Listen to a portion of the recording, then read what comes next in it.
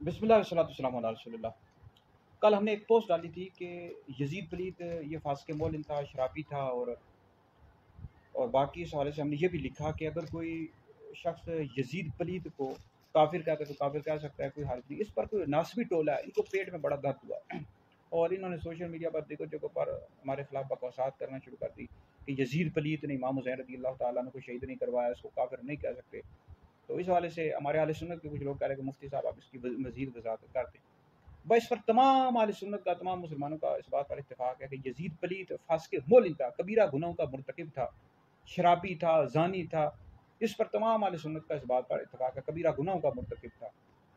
तो बाकी इसके जो कुफ्र है, यानी काफिर था या नहीं था और इस पर लानत कर सकते हैं, इस हवाले से इख्तिलाफ है। ठीक है जी। हमारे इमाम आज़म अबू हनीफा रहमतुल्लाह अलैह ने एहतियात के तौर पर सकूत यानी खामोशी इख्तियार की है। इमाम अहमद बिन हम्बल और उनके जो मुत्तबीन हैं वो नाम लेकर इस पर लानत करते हैं और उसको काफिर करार देते हैं।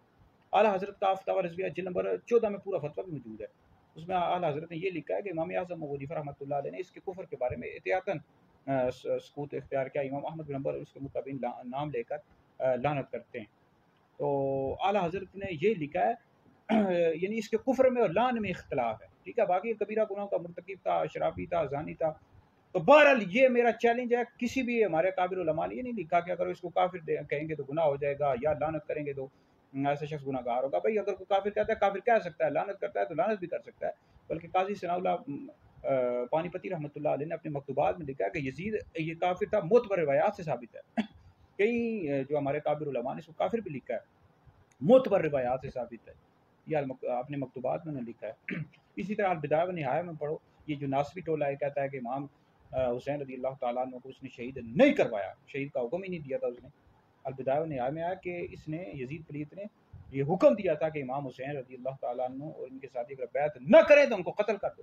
तारीख़ुल इस्लाम पढ़ो, तारीख़ दमिश्क पढ़ो और दीगर जितनी भी तारीख़ की किताबें उनका मुताला करो, तुम्हें पता लग जाएगा। तारीख़ुल खुलफा पढ़ो कि अगर बैत न करे तो उनको कत्ल कर दो, उनको शहीद कर दो। ये यजीद पलीत ने हुक्म दिया था। तो बहरहाल यह है कि इस पर तमाम अहले सुन्नत का इत्तेफाक है कि यजीद पलीत फासिक मोलिन था, शराबी था, जानी था। इसके कुफ्र और लान में इख्तिलाफ है।